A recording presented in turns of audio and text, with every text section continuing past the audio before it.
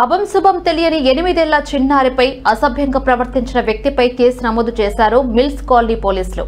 వరంగల్ నగరంలోని 41 division Urs SC కాలనీలో నివాసం ఉండే మౌనిక దేవేందర్ దంపతుల 8 సంవత్సరాల కూతురు నిన్న సాయంత్రం చాక్లెట్ల కోసం పక్కనే ఉన్న కిరాణా షాప్ కి వెళ్లింది.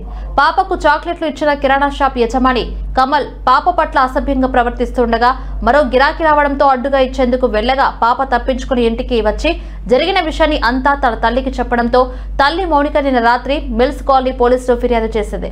కేసు నమోదు చేసుకున్న పోలీసులు దర్యాప్తు చేస్తున్నారు. తన కూతురిపై అసభ్యకరంగా ప్రవర్తించిన వ్యక్తిపై కఠిన చర్యలు తీసుకోవాలని మౌనిక డిమాండ్ చేస్తున్నారు.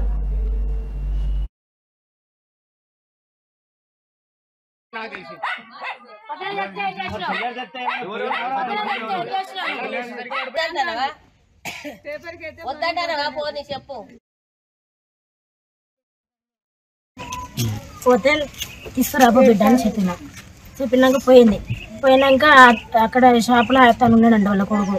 అటు ఇట్లా పట్టి ఇట్లా గుంజుకొని తీసుకుపోయి బెడ్లో పడుకోబెట్టి ఆమె కింది కానీ ఇక్కడ చెంపలు ఇచ్చి ఇట్లా చేతులు ఇట్లా ఇట్లా అన్నాడంట. అంతలోపే షాప్కి ఎవరో తను తీసుకోవడానికి వచ్చినాడు. సామాన్ తీసుకోవడానికి వస్తే ఈమె తప్పించుకొని మమ్మీ ఎవరో చెప్పకు అని చాక్లెట్ ఇచ్చింది. మీరు ఎవరో చెప్తే చెప్పొద్దు అని చాక్లెట్ ఇచ్చిందట.